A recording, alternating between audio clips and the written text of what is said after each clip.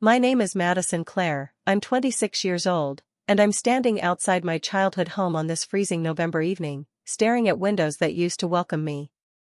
20 minutes ago, my father called to uninvite me from Thanksgiving dinner because I allegedly embarrassed my perfect sister Brianna at her engagement party. According to him, I attacked her wealthy fiancé Derek and created a scene that humiliated our entire family. But what my father doesn't know is what Derek's best friend just told me. Before we dive into this crazy story, let me know in the comments where you're watching from.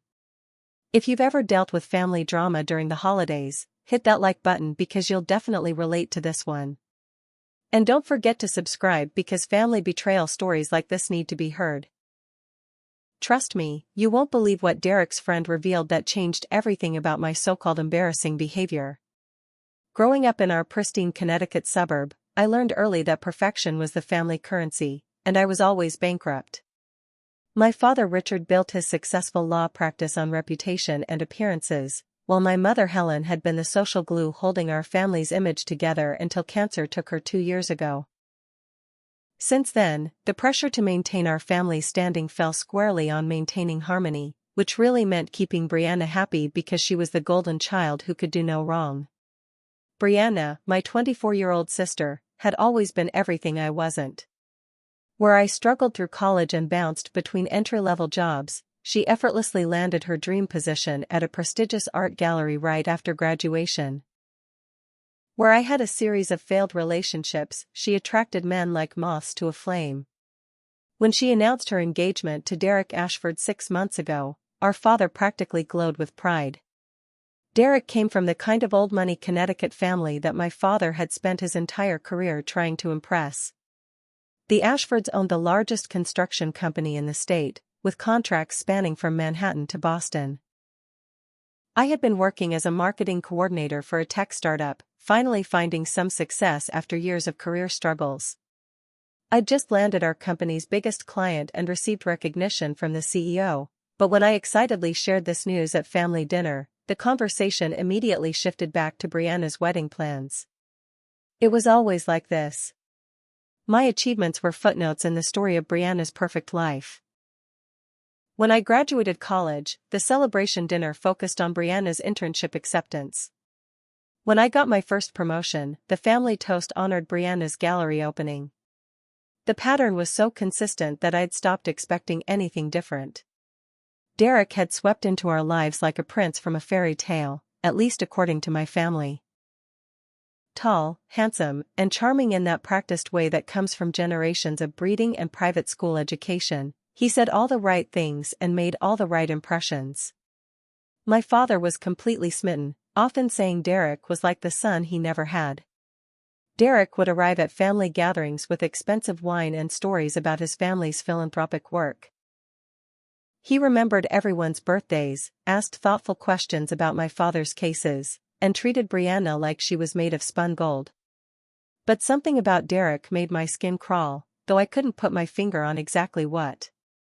Maybe it was the way his smile never quite reached his eyes, or how he seemed to be performing rather than simply being himself. During family dinners, I noticed how he would steer conversations away from topics that didn't interest him and how his attention would drift when the focus wasn't on him or his relationship with Brianna. There were subtle moments when his mask would slip, like when he made dismissive comments about my career or when he'd interrupt me mid-sentence to redirect attention to something more important to him. The engagement had been a 6-month celebration that felt more like a political campaign.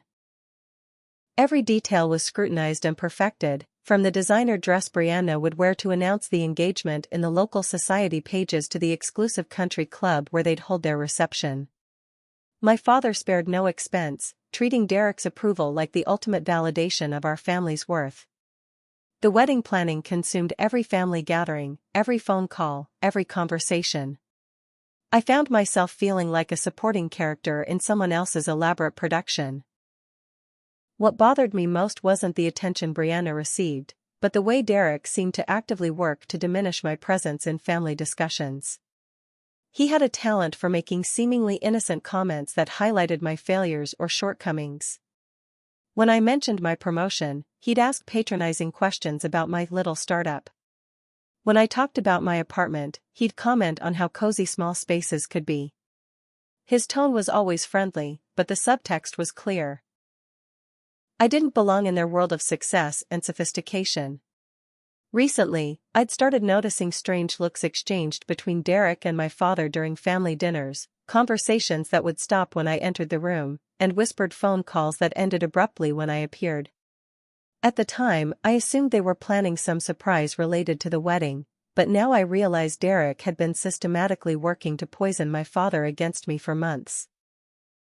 He was laying the groundwork for what would happen at the engagement party, creating a narrative where I was the problematic sister who couldn't be trusted to behave appropriately at important family events.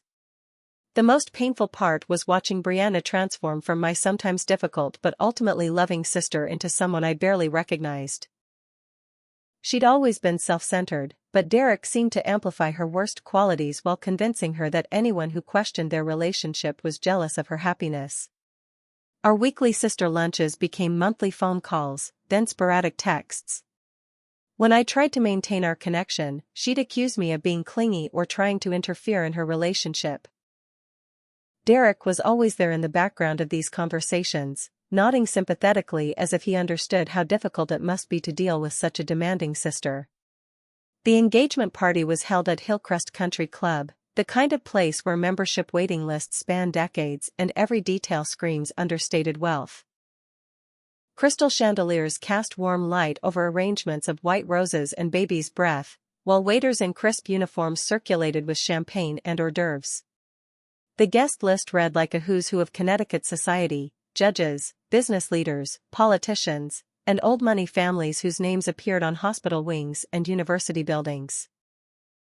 I arrived alone, still nursing the wounds from my recent breakup with Tyler, a relationship that had ended when he decided I was too focused on family drama to be a good partner. The irony wasn't lost on me that I was attending a celebration of love while feeling more isolated than ever. I'd chosen a navy blue cocktail dress that was appropriate but not attention-grabbing, understanding instinctively that this evening belonged to Brianna and Derek. The party was everything my father had hoped for: elegant, prestigious, and perfectly orchestrated to announce the union of two prominent families.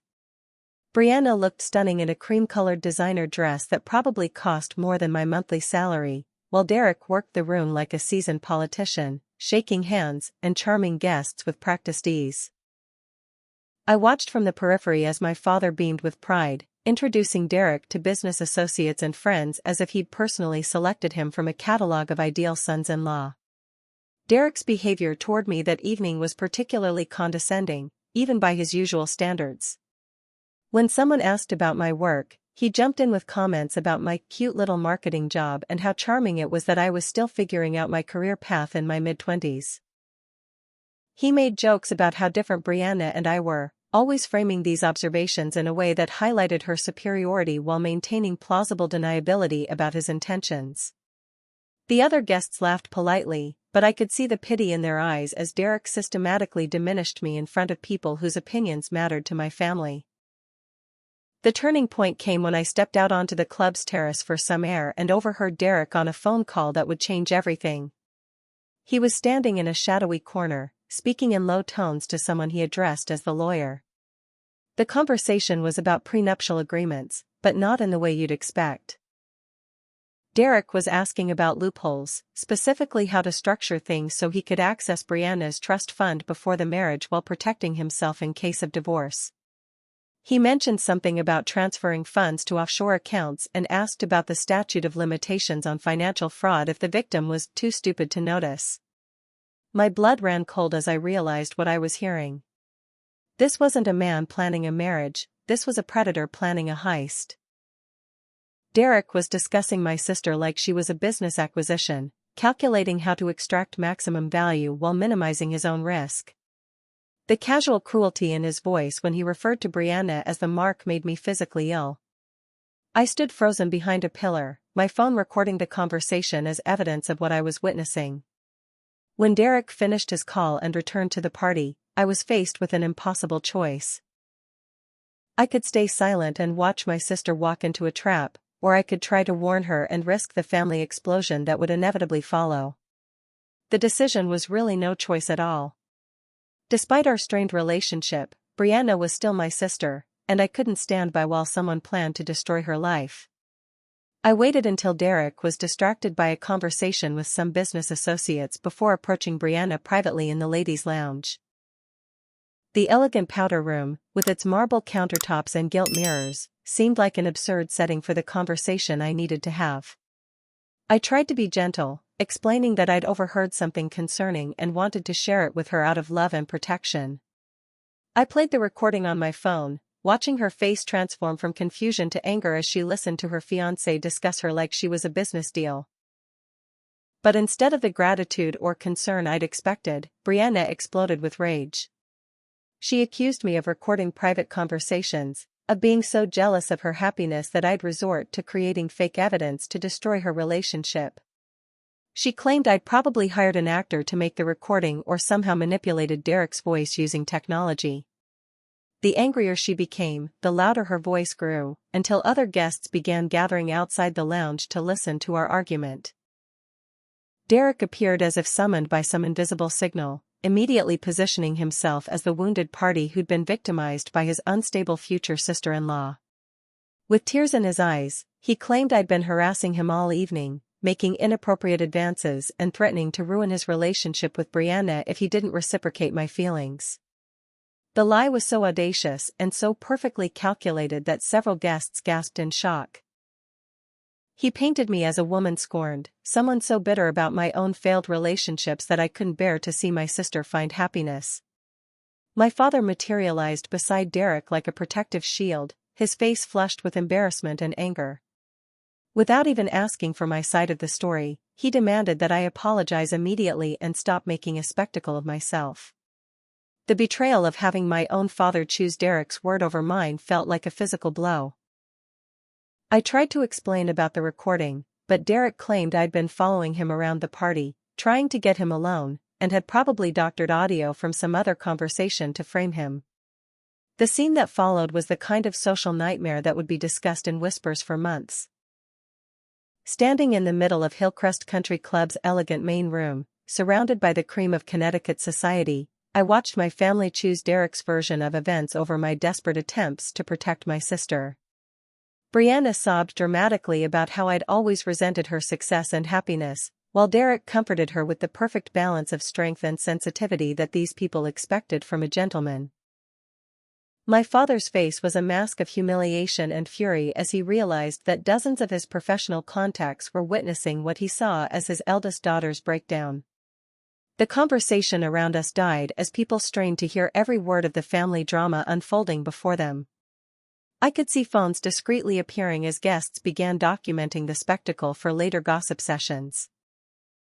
The evening that was supposed to celebrate Brianna and Derek's future had become a public crucifixion of my reputation and relationship with my family.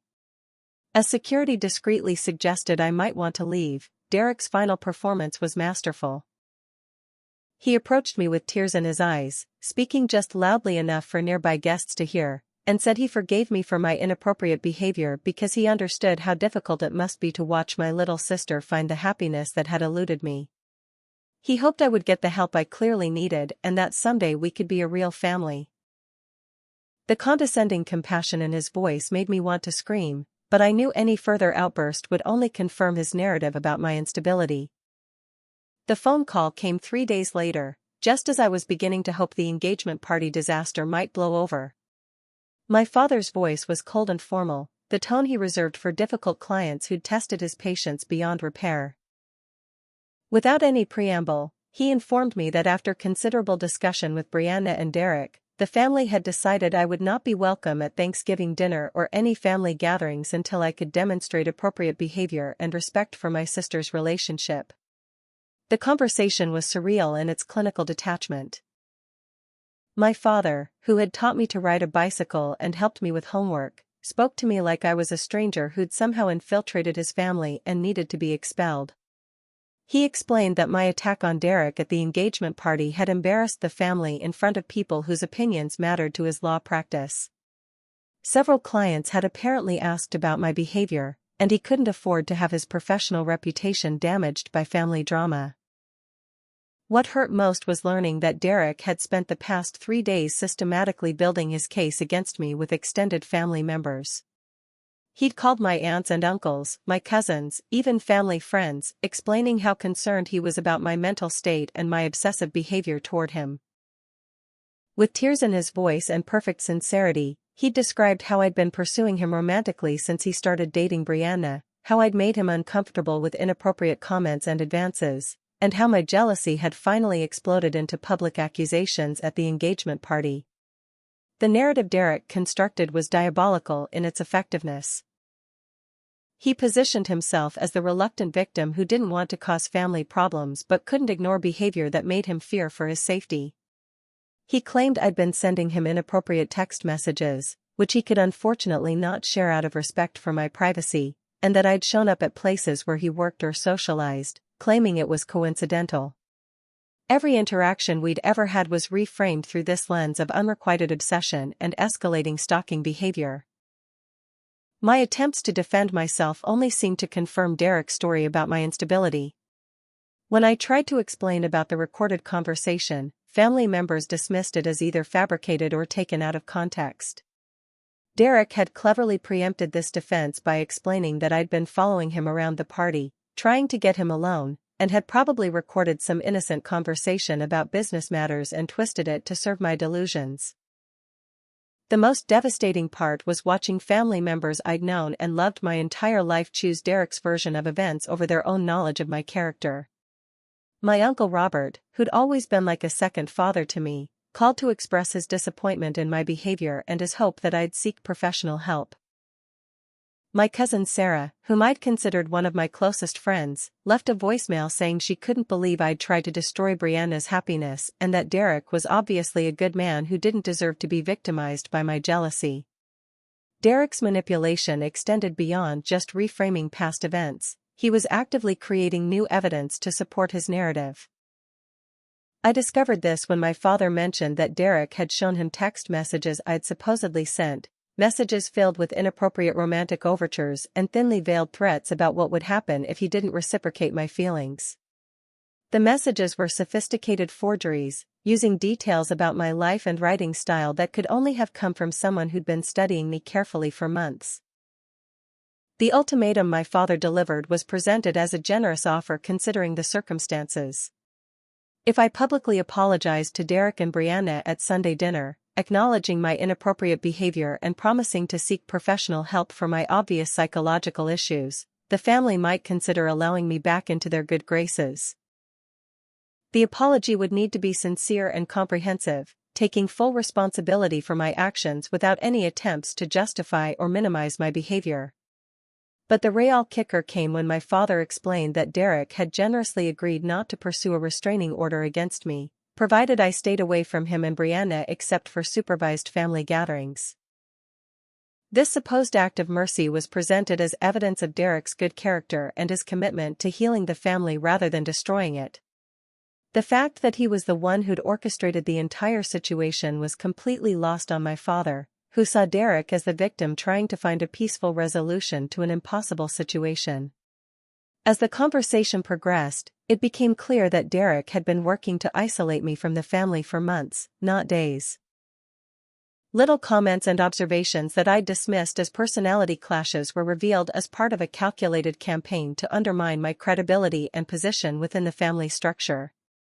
He'd been documenting every interaction, every disagreement, every moment of friction, and presenting them to my father as evidence of my growing instability and jealousy. The realization that Derek had been planning this character assassination for months made me understand the scope of what I was up against. This wasn't a simple misunderstanding that could be cleared up with honest communication. Derek was a predator who'd identified my family as his target and me as the primary threat to his plans. He'd studied us all carefully, identifying my father's obsession with reputation and social standing, Brianna's need for validation and attention, and my own history of feeling like an outsider in my perfect family. The phone call ended with my father's declaration that the locks would be changed on the family home and that I should not attempt to contact Brianna directly until I was prepared to offer the apology Derek and the family deserved. The message was clear. I was no longer considered a member of the family until I submitted to Derek's version of reality and accepted responsibility for crimes I hadn't committed. Standing in my small apartment after that call, I felt more alone than I'd ever felt in my life. The family I'd spent 26 years trying to please and impress had cast me out based on the word of a man they'd known for less than a year.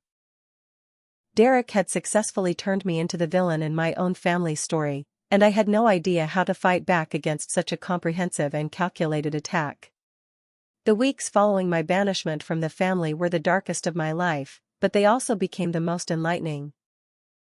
Stripped of my family connections and forced to confront the reality of my situation, I channeled my marketing research skills into investigating the man who'd systematically destroyed my relationships with everyone I loved. What I discovered was far worse than I'd imagined, and far more dangerous than a simple case of romantic manipulation. Derek Ashford wasn't just a wealthy playboy looking for a trophy wife. He was a sophisticated predator who specialized in targeting women from prominent families, gaining their trust and access to their resources, then disappearing with their money once he'd extracted maximum value. My research, which began with simple Google searches and social media stalking, evolved into a comprehensive investigation that revealed a pattern of destruction spanning multiple states and several years. The breakthrough came when I found an engagement announcement from 3 years ago in a Hartford newspaper's society section. Derek had been engaged to a woman named Sarah Whitman, daughter of a prominent real estate developer, in what was described as the wedding of the season.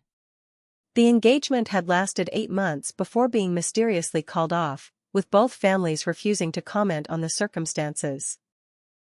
Further digging revealed that the Whitman family's real estate empire had collapsed shortly after the broken engagement, with reports of missing funds and questionable financial transactions that were never fully explained to the public. Finding Sarah Whitman became my obsession, and when I finally located her through a mutual connection at my college alumni network, the conversation we had confirmed my worst fears about Derek's intentions toward Brianna. Sarah was living in California now, working as a teacher and rebuilding her life after the devastation Derek had brought to her family. When I explained who I was and why I was calling, there was a long silence before she said she'd been waiting for this call for 3 years. Sarah's story was chillingly similar to what was happening with Brianna, but with the added perspective of someone who'd lived through Derek's entire playbook. He'd swept her off her feet with romantic gestures and charming attention, gained her father's trust through shared business interests, and gradually isolated her from friends and family members who questioned the relationship. The engagement had been a whirlwind of planning and preparation, with Derek deeply involved in every financial aspect of the wedding arrangements. The financial abuse had been subtle and systematic. Derek had convinced Sarah that combining their assets before marriage would be romantic and practical, given the complexity of both families' business interests. He'd gained access to her trust fund, her family's business accounts, and even her personal savings through a combination of romantic manipulation and seemingly logical financial planning. By the time Sarah realized what was happening, nearly $2 million had been transferred to accounts Derek controlled. But Derek's true genius wasn't just in stealing money, it was in making his victims complicit in their own victimization. Sarah explained how Derek had involved her in creating the false financial records and complicated transactions that allowed him to move money around without detection.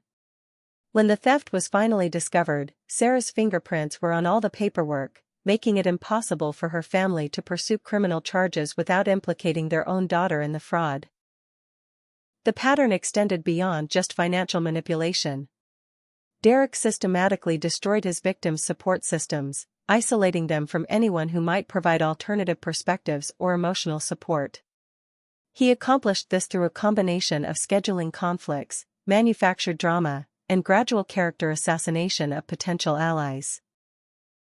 Friends who questioned the relationship were portrayed as jealous or unsupportive, while family members who raised concerns were painted as controlling or interfering. Sarah's most chilling revelation was about Derek's psychological methods. He kept detailed notes about his victims' insecurities, family dynamics, and emotional triggers, using this information to manipulate their behavior and reactions. He would create situations designed to make his victims look unstable or unreasonable, then position himself as the patient, understanding partner trying to help them through their difficulties. The engagement party disaster I'd experienced was apparently a signature move Derek had used before to neutralize threats to his plans. Armed with this information, I tried desperately to reach Brianna, but Derek had anticipated this possibility and taken countermeasures.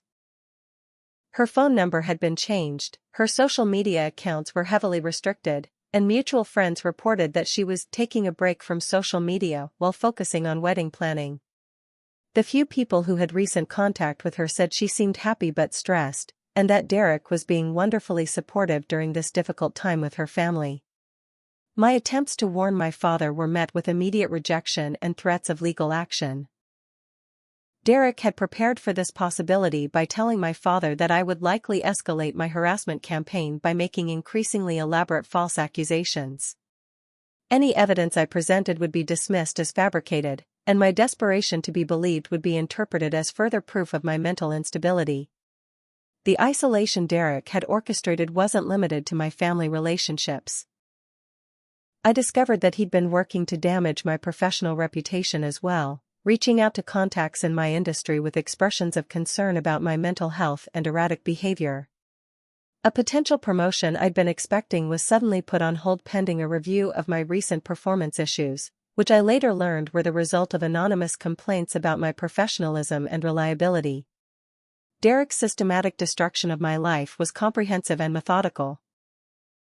He'd identified every source of support, every professional connection, every relationship that might provide me with resources or credibility, and found ways to contaminate them with doubt about my character and stability. The man was a master manipulator who understood that isolating his victims was essential to maintaining control over the narrative surrounding his actions. But Derek had made one crucial mistake in his campaign against me. His confidence in his own abilities had made him careless about covering his tracks with previous victims. Sarah wasn't his only casualty, she was just the most recent one willing to talk. My investigation revealed at least 3 other women who'd had similar experiences with Derek, and while they weren't ready to go public with their stories, they were willing to provide documentation and evidence that established a clear pattern of predatory behavior. The evidence I was accumulating painted a picture of a man who'd perfected the art of financial and emotional abuse, targeting successful women from prominent families and using their own love and trust against them. Derek wasn't just a gold digger. He was a sophisticated criminal who'd found a way to steal millions of dollars while making his victims too ashamed and implicated to seek justice. My alliance with Sarah Whitman became the foundation for uncovering the full scope of Derek's criminal enterprise, and what we discovered was far more extensive and dangerous than either of us had initially realized. Sarah had spent 3 years quietly documenting Derek's methods and tracking his movements, hoping to eventually find a way to seek justice while protecting other potential victims. Together, we began building a comprehensive case that revealed Derek as a career criminal whose charm and sophistication masked a complete lack of conscience. The financial records Sarah had preserved from her family's destruction told a story of breathtaking fraud and manipulation. Derek hadn't simply stolen money. He'd created an elaborate network of shell companies, offshore accounts, and legitimate business fronts that allowed him to launder stolen funds while maintaining the appearance of successful entrepreneurship. His family's construction company served as the perfect cover for moving large amounts of money between accounts, with fake contracts and inflated project costs hiding the transfer of his victims' assets. Sarah's evidence included bank statements showing how Derek had systematically drained her trust fund over the course of 6 months, timing each withdrawal to coincide with wedding expenses or family business investments that seemed perfectly legitimate at the time. He'd convinced her father to invest in construction projects that existed only on paper, using forged permits and fake contractor agreements to justify massive cash transfers that disappeared into Derek's personal accounts. But the most disturbing discovery was Derek's psychological profile, compiled from Sarah's detailed notes about his behavior during their relationship. Derek exhibited classic signs of antisocial personality disorder, showing no genuine empathy or remorse for the pain he caused his victims. He viewed relationships as business transactions and people as resources to be exploited. Sarah had recorded several conversations where Derek laughed about his victim's naivety and boasted about his ability to make people trust him despite their better instincts. The pattern of Derek's operations became clear as we connected with other victims through carefully placed inquiries and private investigation resources that Sarah had hired with her remaining funds. Each woman's story followed the same blueprint. A whirlwind romance, rapid integration into family business affairs, gradual isolation from potential allies, and systematic financial exploitation disguised as romantic partnership or family investment opportunities. Jennifer Morrison from Boston had lost her family's restaurant chain to Derek's manipulations 2 years before Sarah. Derek had posed as a potential business partner interested in expanding the Morrison restaurants into new markets, gaining access to their financial records and operational systems through his romantic relationship with Jennifer. By the time the theft was discovered, the family business was bankrupt, and Jennifer's reputation in the restaurant industry was destroyed by accusations of mismanagement and embezzlement. Amanda Torres from New York had met Derek at a charity gala where he'd presented himself as a philanthropic investor interested in supporting her family's nonprofit organization. Over the course of a year-long relationship, Derek had gained access to the organization's donor database, embezzled nearly $500,000 in charity funds, and disappeared just before an audit that would have exposed the theft. Amanda's family faced criminal charges that were only dropped when they agreed to make full restitution to the charity.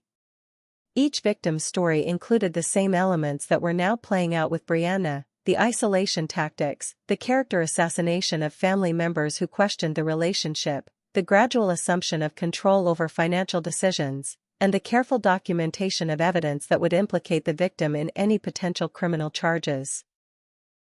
Derek was a master at making his victims complicit in their own destruction, ensuring their silence through shame and legal vulnerability.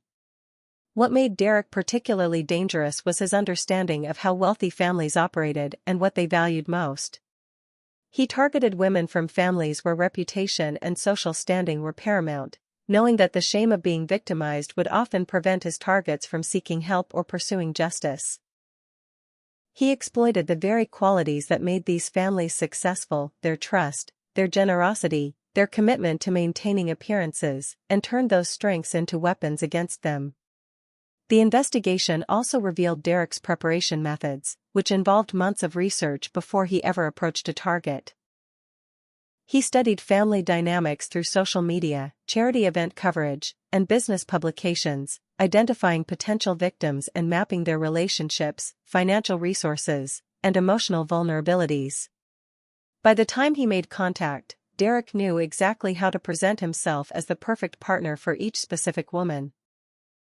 Sarah and I discovered that Derek maintained detailed files on multiple potential targets, including photographs, financial information, family trees, and psychological profiles. Brianna had been under Derek's surveillance for over a year before he engineered their chance meeting at a gallery opening that he'd specifically attended because he knew she'd be there. Their entire relationship was built on careful calculation and strategic manipulation designed to maximize his access to family resources. The most chilling aspect of our investigation was learning that Derek had backup plans for every relationship. If a primary target became suspicious or uncooperative, he had identified secondary targets within the same social circle or family structure. If financial theft became too risky, he had contingency plans for identity theft, insurance fraud, or even blackmail using compromising information he'd gathered about family members. Armed with this evidence, I made one final attempt to reach my father through an intermediary, his law partner, who'd known our family for 20 years. I presented the financial evidence, the pattern of previous victims, and the documentation of Derek's criminal methods, hoping that approaching the situation from a legal rather than emotional perspective might break through Derek's carefully constructed narrative about my mental instability. But Derek had anticipated this move as well. Within hours of my meeting with my father's law partner, I received a call informing me that Derek's family attorneys were filing a restraining order against me for stalking and harassment. They claimed I'd been following Derek, photographing his property, and making threats against his safety. The legal paperwork was already prepared, with witness statements and evidence that painted me as an obsessed woman whose delusions were escalating toward violence. The restraining order was designed to prevent me from contacting anyone in my family or attending any events where Derek might be present. It effectively silenced me legally while reinforcing Derek's narrative about my dangerous mental state. The timing was perfect, just 3 weeks before the wedding, when my ability to interfere with Derek's plans was most critical and when my family's attention was focused on final preparations and celebrations. Derek's retaliation for my investigation was swift and comprehensive. Within days, I lost my apartment lease when the building's management company, which I discovered was owned by Derek's family, cited lease violations and behavioral complaints from neighbors. My car was vandalized in ways that looked random but targeted specific repairs I couldn't afford. Anonymous complaints to my employer about my professional conduct resulted in a formal investigation that put my job in immediate jeopardy. The message was clear: Derek had resources and connections that I couldn't match, and he was willing to destroy my entire life to protect his plans for Brianna. But what Derek didn't know was that his escalation had provided Sarah and me with something we'd been lacking. Concrete evidence of his current criminal activity that couldn't be dismissed as ancient history or misunderstood business dealings. The announcement that Derek and Brianna's wedding had been moved up to Christmas Eve came through a beautifully designed digital invitation that arrived in my email like a mockery of everything I'd lost. The original spring date had been abandoned for what Derek publicly described as a romantic desire to start their married life during the most magical time of year, but I knew the real reason was to prevent me from having enough time to expose his plans before he disappeared with Brianna's inheritance. The accelerated timeline threw my family into a frenzy of activity that effectively eliminated any possibility of quiet reflection or serious conversation about Derek's character. Every day brought new decisions about flowers, venues, catering, and entertainment, with Derek positioning himself as the devoted fiancé who wanted everything to be perfect for his beloved Brianna. The chaos of wedding planning became another layer of protection for Derek, ensuring that anyone who tried to raise concerns would be seen as selfishly disrupting the couple's happiness during their most important moment. My exclusion from these activities was both painful and strategically important for Derek's manipulation campaign. Family members who might have questioned his version of events about my behavior were presented with constant evidence of my absence and apparent indifference to Brianna's happiness. Derek would mention sadly that he wished I could be there to share in Brianna's joy, expressing hope that someday I would overcome whatever personal issues were preventing me from supporting my sister's marriage. The psychological manipulation reached new levels of cruelty when I began receiving what appeared to be wedding invitations addressed to me, only to have Derek claim they were mistakes when family members mentioned seeing them. He would apologize profusely for the clerical errors, explaining that the wedding planner's assistant must have included me on the mailing lists by accident. These phantom invitations served the dual purpose of making me hope for reconciliation while providing Derek with opportunities to reinforce his narrative about my exclusion being necessary for everyone's safety and peace of mind. Meanwhile, my investigation with Sarah had uncovered the financial component of Derek's accelerated timeline, which was far more urgent than simple impatience to marry Brianna. Through careful analysis of Derek's previous patterns and Sarah's insider knowledge of his methods, we discovered that Derek had been systematically accessing Brianna's financial accounts for months, using their engagement as justification for combining their resources in preparation for marriage. The scope of Derek's theft was staggering. Brianna's trust fund, which had been established by our grandparents and was supposed to provide her with financial security for life, had been slowly drained through a series of transfers disguised as wedding expenses, investment opportunities, and joint financial planning. Derek had convinced Brianna that moving their money into shared accounts would simplify their post-marriage financial management, while actually transferring control of her assets to accounts he could access independently. But Derek's true masterpiece was his manipulation of family business relationships to extend his theft beyond just Brianna's personal assets. Using his engagement to our family as credentials, Derek had approached several of my father's wealthy clients with investment opportunities in his family's construction business. These investments, which totaled millions of dollars, were structured as legitimate business partnerships with impressive projected returns and solid legal documentation. The problem was that these construction projects existed only on paper, supported by forged permits, fake contractor agreements, and elaborate presentations that showcased Derek's family's supposed expertise and track record. The investors' money was being funneled through the same network of shell companies and offshore accounts that Derek had used to launder previous victims' assets, making it nearly impossible to trace once it disappeared into his system. My attempts to warn potential victims were blocked by Derek's preemptive character assassination campaign. When I tried to contact my father's clients directly, I discovered that Derek had already reached out to them with expressions of concern about my mental state and my pattern of making false accusations against him. Any warnings I tried to deliver were dismissed as further evidence of my obsession with Derek and my jealousy of Brianna's success. The isolation Derek had orchestrated around me became complete when I was arrested on charges of criminal harassment and stalking. The arrest warrant was based on a carefully constructed case that included fabricated evidence, manipulated witness statements, and Derek's own testimony about my escalating pattern of threatening behavior. The charges were serious enough to result in immediate incarceration, preventing me from interfering with Derek's wedding preparations during the most critical weeks. The evidence against me was sophisticated and comprehensive, including fake text messages, doctored photographs showing me near Derek's workplace and home, and witness statements from people who'd been convinced they'd seen me engaging in stalking behavior. Derek had even arranged for me to be photographed in locations where he frequently went, timing his appearances to coincide with my presence and creating the appearance of deliberate surveillance.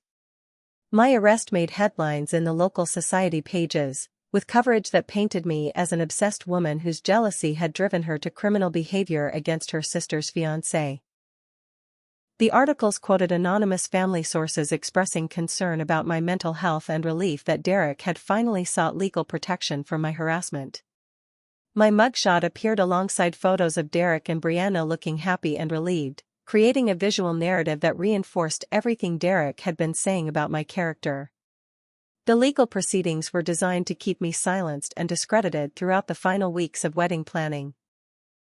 My bail conditions included requirements to stay away from all family members, avoid any locations where Derek might be present, and refrain from any attempts to contact family friends or business associates. Violating these conditions would result in immediate rearrest and additional charges, effectively preventing me from making any further attempts to expose Derek's plans. But Derek's confidence in his legal strategy created an opportunity one hadn't expected. The arrest record and court proceedings provided a paper trail of his accusations and supposed evidence, giving Sarah and me concrete examples of Derek's current criminal activity that we could analyze and potentially debunk. His elaborate fabrications were impressive, but they were also vulnerable to detailed scrutiny by people who understood his methods and motivations. The false evidence Derek had created to support his harassment charges contained subtle inconsistencies and technical impossibilities that could be exposed by expert analysis.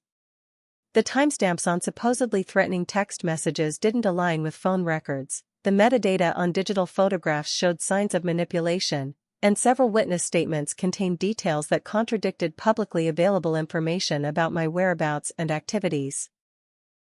More importantly, Derek's willingness to involve law enforcement and create false evidence demonstrated the escalation of his criminal activity beyond simple financial fraud. He was now committing serious felonies to protect his operation, creating vulnerabilities that could be exploited if Sarah and I could find the right law enforcement contacts and legal resources to properly investigate his activities.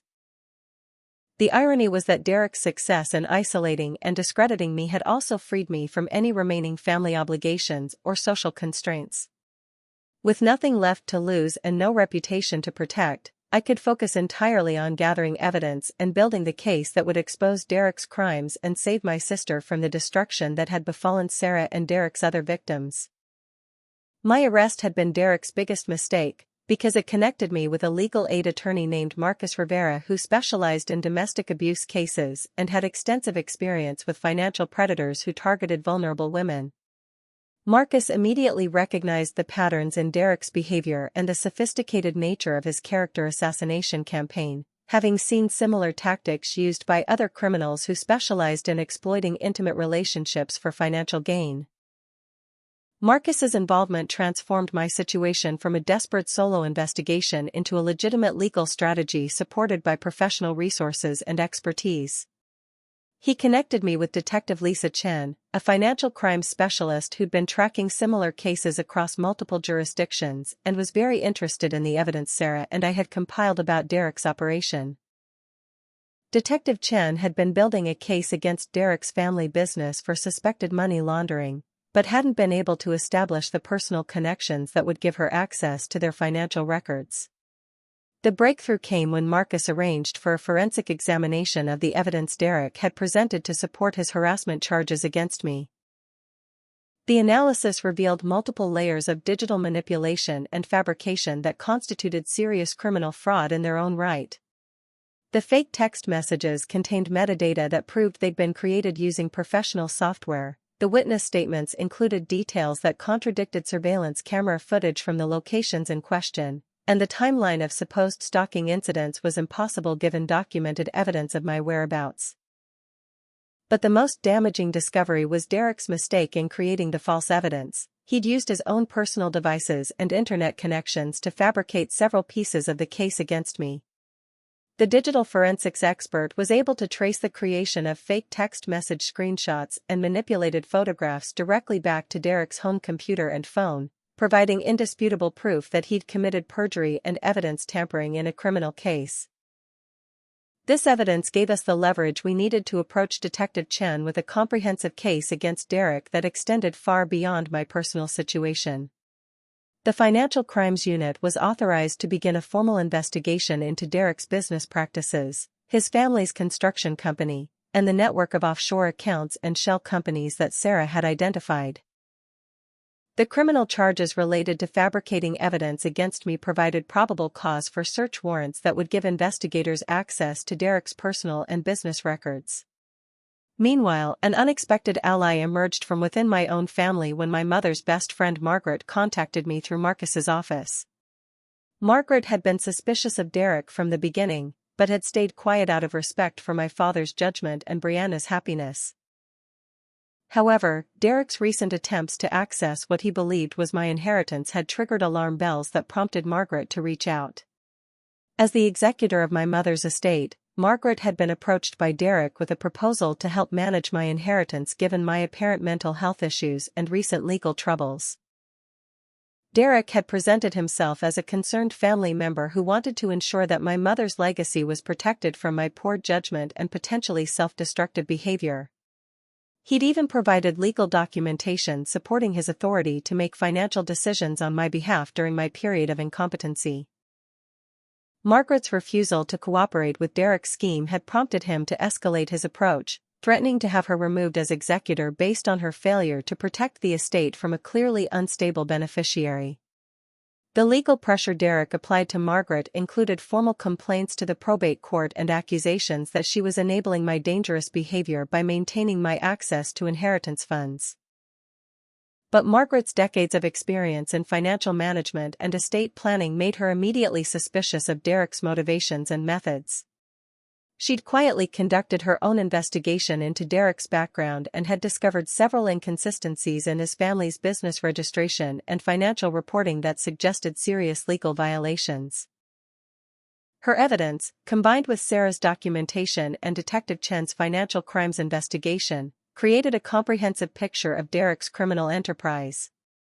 The plan that emerged from these collaborations was both simple and brilliant. We would allow Derek to continue with his wedding preparations while gathering additional evidence of his financial crimes, then execute a coordinated legal action that would expose his activities just before he could complete his theft and disappear. The timing was critical, because Derek's pattern with previous victims showed that he typically vanished with stolen assets immediately after completing his financial objectives. Detective Chen's investigation had revealed that Derek was planning to transfer the majority of stolen funds to offshore accounts during the week between Christmas and New Year's, using the holiday period and wedding celebration as cover for moving large amounts of money without attracting attention. Bank records showed that he'd already begun the process of liquidating investments and consolidating assets in preparation for the final transfer. But Derek's confidence in his own success had made him careless about security around his closest associates, including his best friend Lucas Morrison, who'd been peripherally involved in some of Derek's business activities without fully understanding their criminal nature.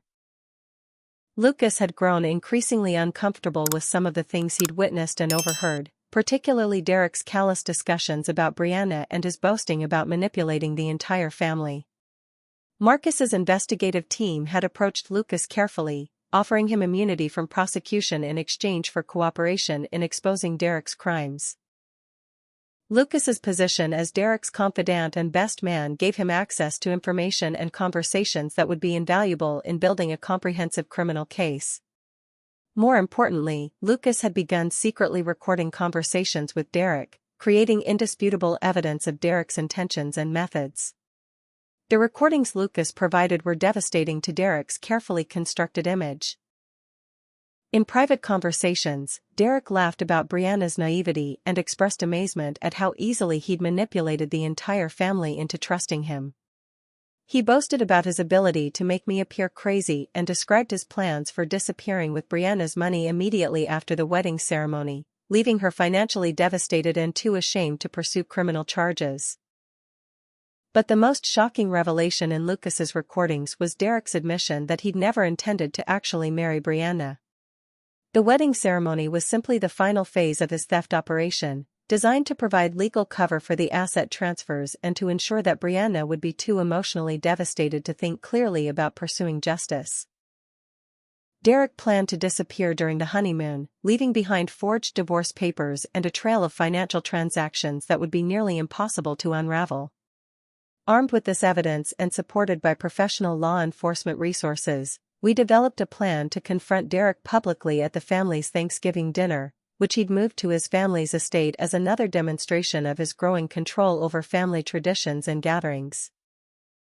The confrontation would be carefully orchestrated to maximize the impact of the evidence while ensuring that Derek couldn't escape or destroy additional evidence before being arrested. The plan required precise timing and coordination between multiple law enforcement agencies, since Derek's crimes spanned several jurisdictions and involved both state and federal violations.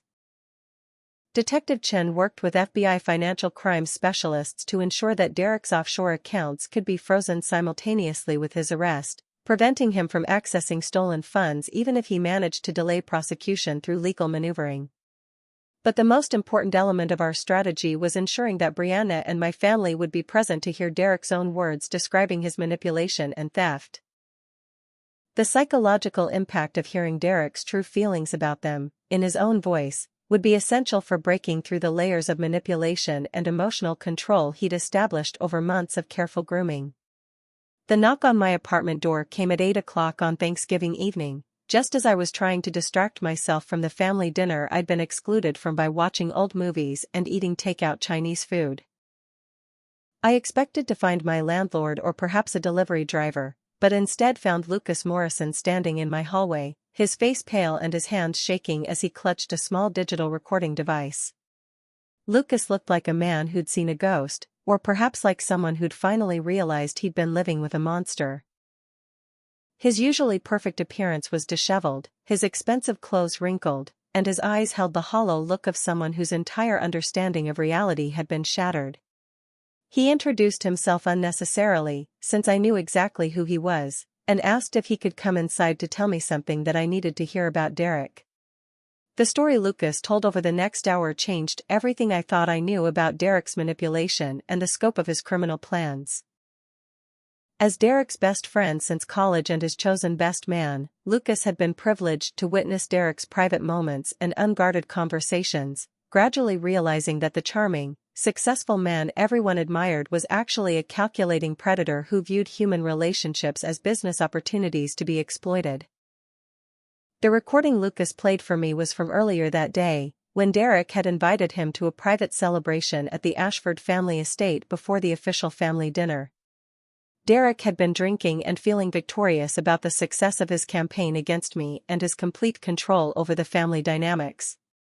In his intoxicated state, Derek had dropped all pretense and revealed the true scope of his plans for Brianna and my family.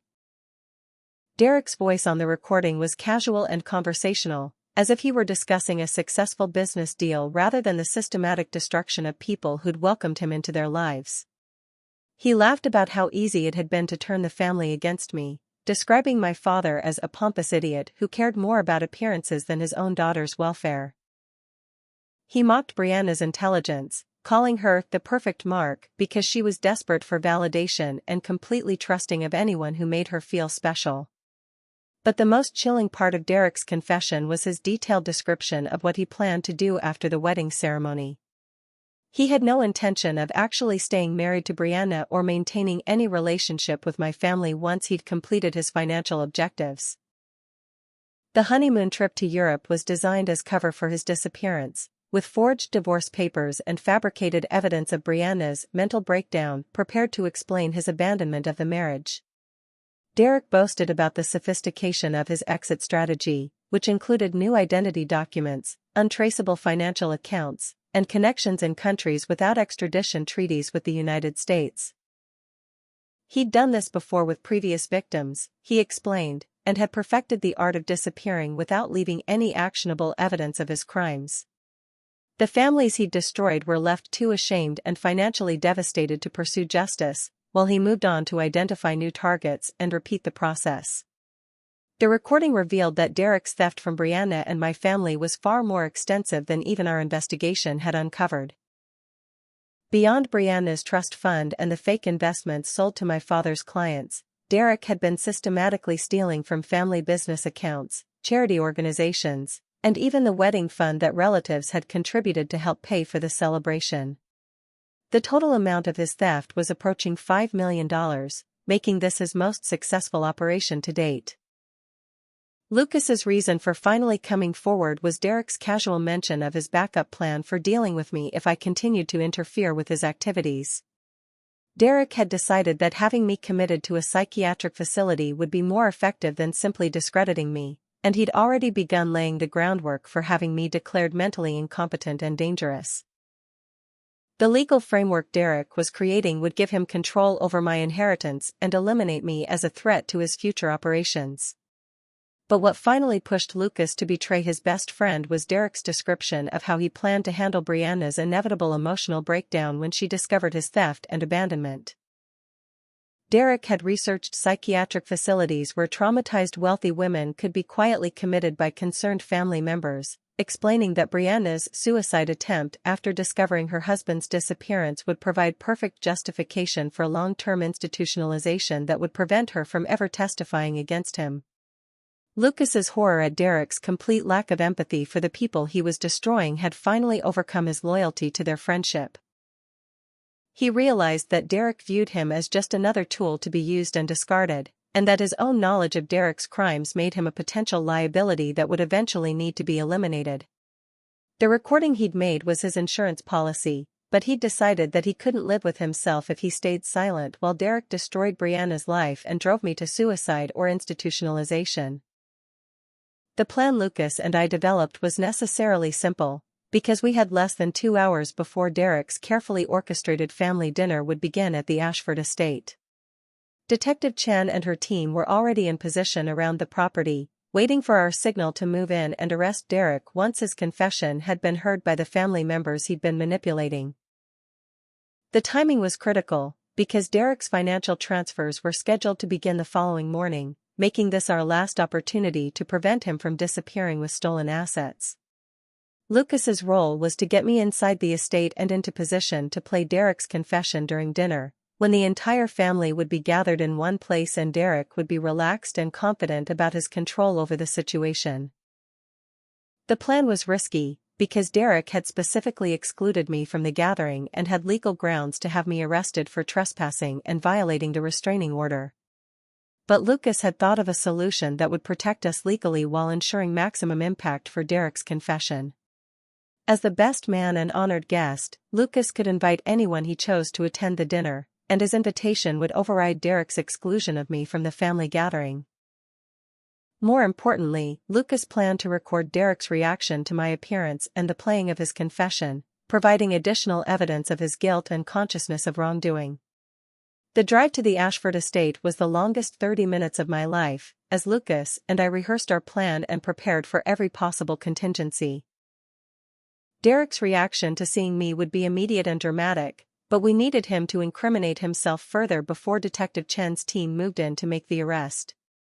The recording device was programmed to begin playing Derek's confession automatically when Lucas activated it, ensuring that technical difficulties couldn't prevent the family from hearing the truth about the man they'd welcomed into their lives. As we approached the estate's imposing gates, I realized that this moment represented either the complete vindication of everything I'd sacrificed to expose Derek's crimes, or the final destruction of my relationship with my family and my credibility in any future legal proceedings. Derek's manipulation had been so comprehensive and successful that some family members might still refuse to believe the evidence even when confronted with his own recorded confession. But regardless of the outcome, I knew that I'd finally have the opportunity to fulfill my responsibility as Brianna's sister and my mother's daughter. The truth about Derek's intentions would be revealed, and my family would have to confront the reality of what they'd chosen to believe about me and the monster they'd welcomed into their lives. The Ashford estate's grand dining room fell into complete silence as Derek's voice finished describing his plans for Brianna's suicide attempt and subsequent institutionalization.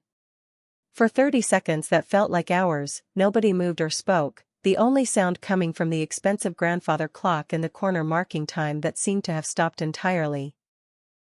Then Brianna's champagne flute slipped from her nerveless fingers and shattered against the marble floor, the sharp crack of breaking crystal releasing everyone from their shocked paralysis. Derek's reaction was everything Lucas and I had hoped for and more.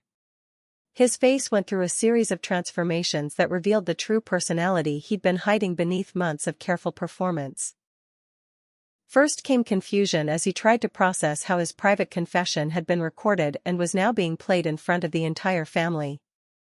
Then came panic as he realized the implications of what everyone had just heard. Finally came rage, pure and undiluted, as the mask of charming sophistication finally slipped completely away. "That recording is fake," Derek snarled, his voice taking on a tone none of my family had ever heard before. "Madison obviously hired actors or used some kind of computer program to create a fake conversation. She's been stalking me for months, and now she's so desperate to destroy my relationship with Brianna that she's resorted to fabricating evidence." But even as Derek spoke, his eyes were darting around the room, calculating escape routes and assessing which family members might still be susceptible to his manipulation. My father, who had been Derek's strongest supporter and my harshest critic, slowly stood from his chair at the head of the table. For the first time in months, he was looking at me instead of looking away, and I could see the terrible realization dawning in his eyes as he processed not just Derek's recorded words, but the months of manipulation that had led to this moment. "The voice analysis will prove it's real," he said quietly, his legal training asserting itself despite the emotional chaos. "And if it's real, then everything you told us about Madison was a lie." Derek's desperation became apparent as he made one final attempt to control the narrative that was collapsing around him. He grabbed Brianna's shoulders, forcing her to look at him as he spoke in the gentle, concerned tone that had been so effective in isolating her from anyone who questioned their relationship. "Sweetheart, you know how much I love you. You know I would never hurt you or anyone in your family. Madison has been obsessed with me since we met, and now she's using her marketing skills to create fake evidence because she can't stand seeing you happy." But Brianna was no longer the trusting, manipulated woman who had defended Derek against all criticism. The recording had shattered the psychological control Derek had established over her, and for the first time in months, she was seeing him clearly. When she pulled away from his touch, Derek's facade cracked further, revealing glimpses of the cold, calculating predator that Lucas and I had come to know through our investigation. "The bank records," Brianna whispered, her voice barely audible. "I asked you about the transfers from my trust fund last week, and you said they were for wedding expenses and investment opportunities. But you were lying, weren't you? You've been stealing from me this entire time, and I was too stupid to see it." The pain in her voice was heartbreaking, but there was also strength there, the beginning of the healing process that would help her recover from Derek's psychological abuse. Detective Chin chose that moment to make her entrance, along with FBI agents and local police who'd been waiting outside for our signal. The sight of law enforcement officers flooding into the dining room was the final confirmation that Derek's carefully constructed operation had completely collapsed. His shoulders sagged in defeat as he realized that all his escape plans and contingency strategies were worthless against the comprehensive evidence that Lucas and I had helped compile. The arrest was swift and professional, with Derek being read his rights as agents simultaneously executed search warrants for his family's business offices and began the process of freezing his financial accounts. The coordination between multiple law enforcement agencies was impressive, reflecting the months of preparation that had gone into dismantling Derek's criminal enterprise. Within hours, investigators had secured evidence of fraud, embezzlement, money laundering, and racketeering that would keep Derek in prison for decades. But the legal consequences for Derek were only the beginning of the healing process that my family needed to undergo. The months of manipulation and psychological abuse had damaged relationships and trust in ways that would take years to repair. My father's guilt over choosing Derek's lies over his own daughter's welfare was so profound that he initially couldn't even speak to me directly, communicating through Lucas and Detective Chen because he was too ashamed to face me. Brianna's recovery was particularly challenging, because Derek's manipulation had been so comprehensive and intimate. Beyond the financial theft, she had to confront the reality that someone she'd loved and trusted had viewed her as nothing more than a business opportunity. The wedding dress hanging in her closet, the engagement ring on her finger, the future she'd planned, everything had been based on lies and calculated manipulation designed to facilitate her own destruction. The family therapy sessions that followed were some of the most difficult conversations we'd ever had, but they were also the foundation for rebuilding relationships that Derek had systematically poisoned. My father had to confront his own role in enabling Derek's manipulation by prioritizing reputation and appearances over his daughter's welfare. Brianna had to process not just Derek's betrayal, but her own treatment of me during the months when Derek was isolating her from potential allies. The extended family members who had chosen Derek's version of events over their own knowledge of my character also faced difficult reckonings. Cousins who had cut off contact, aunts and uncles who had expressed disappointment in my behavior, family friends who had been told I was mentally unstable, all of them had to confront their own susceptibility to manipulation and their failure to support a family member in crisis. But perhaps the most important part of my family's healing process was learning to recognize and discuss the warning signs of manipulation that had made Derek's operation so successful. We attended workshops on financial abuse, psychological manipulation, and family dynamics that helped us understand how predators like Derek identified and exploited vulnerabilities in their victims. The education was painful but necessary, providing tools that would help protect us and others from similar manipulation in the future. My own recovery involved rebuilding a professional reputation that Derek had systematically destroyed through his character assassination campaign. With Detective Chen's help, I was able to provide evidence of Derek's interference to my employer, resulting in the reinstatement of my promotion and formal apologies from colleagues who had believed rumors about my stability and professionalism. The experience taught me valuable lessons about standing up for myself and refusing to accept other people's judgments about my worth or character. The financial restitution process took nearly 2 years to complete, as investigators worked to trace stolen assets through Derek's network of shell companies and offshore accounts. Brianna recovered most of her trust fund, though the emotional cost of Derek's betrayal couldn't be measured in dollars. My father's clients who had invested in Derek's fake construction projects also received partial restitution, though some relationships were permanently damaged by the scandal. Derek's trial was a media sensation that exposed the sophisticated nature of his criminal operation and the psychological techniques he'd used to manipulate his victims. His conviction on multiple federal charges resulted in a 30-year prison sentence, ensuring that he would never again have the opportunity to destroy families through romantic manipulation and financial fraud. The case became a model for law enforcement agencies training to recognize and investigate similar crimes. But the most meaningful outcome of our ordeal was the transformation of our family's Thanksgiving traditions. Instead of the formal, appearance-focused gatherings that had made us vulnerable to Derek's manipulation, we began celebrating holidays with genuine gratitude for the relationships we'd nearly lost and the truth that had ultimately saved us. Our conversations became more honest, our connections more authentic, and our appreciation for each other more profound. Brianna and I developed a closer relationship than we'd ever had, bonded by shared experience and mutual respect for each other's strength during the crisis. She often said that my willingness to risk everything to protect her, even when she was treating me terribly, taught her what real love looks like compared to Derek's manipulative performance. Our weekly sister dinners became opportunities to support each other's continued healing and growth. My father's transformation was perhaps the most dramatic, as he learned to value authenticity over appearances and relationships over reputation. His law practice began specializing in helping families recover from financial fraud, using his experience with Derek's manipulation to protect other potential victims. His work became a form of ongoing atonement for his failure to protect his own family when it mattered most. 2 years after Derek's arrest, I met someone who appreciated my strength, intelligence, and integrity without trying to diminish or control those qualities. James was a fellow survivor of psychological manipulation who understood the importance of healthy boundaries and honest communication in relationships. Our connection was built on mutual respect and genuine affection rather than the performance and control that had characterized Derek's approach to relationships. The lesson that emerged from our family's ordeal was both simple and profound: real love protects and supports, while manipulation seeks to isolate and control. The difference between someone who genuinely cares about your welfare and someone who wants to exploit your vulnerabilities isn't always obvious at first, but it becomes clear when you know what signs to watch for and have people in your life who are willing to speak difficult truths when necessary.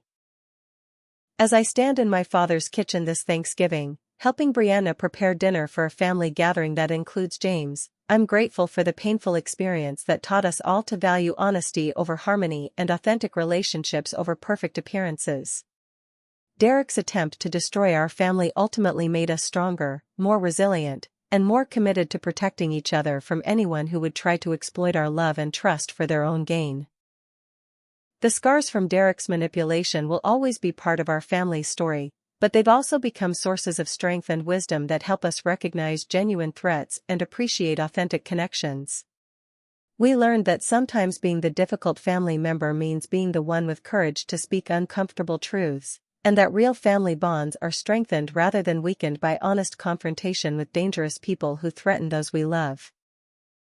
If you've ever been in a situation where your family didn't believe you about someone's true nature, or if you've experienced manipulation that made you question your own judgment, I want you to know that your instincts matter and your voice deserves to be heard. Drop a comment below and tell me about your own experiences with family dynamics or manipulation. Your story might help someone else who's struggling with similar challenges. Don't forget to like this video if it resonated with you, and subscribe for more stories about overcoming adversity and finding strength in difficult family situations. Share this video with anyone who might benefit from hearing about the warning signs of manipulation or the importance of standing up for truth even when it's uncomfortable. Thank you for listening to my story, and I hope your own family relationships are filled with the kind of genuine love and support that protects rather than exploits the people we care about most.